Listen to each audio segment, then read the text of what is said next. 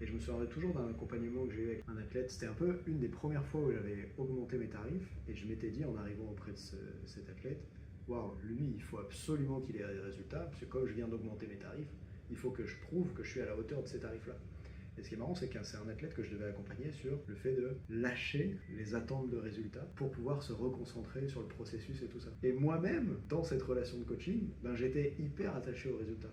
Et donc, ça pose un vrai problème qu'on traite en supervision, qui est qu'en fait, si toi, tu es méga attaché aux résultats, tu peux pas aider les gens à se détacher des résultats.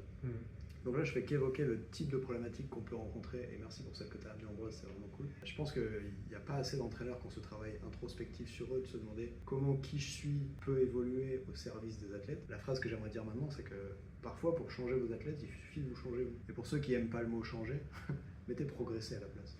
Parfois, pour faire progresser vos athlètes, il suffit que vous progressiez. Alors, posez-vous la question, est-ce que c'est le moment de le faire ?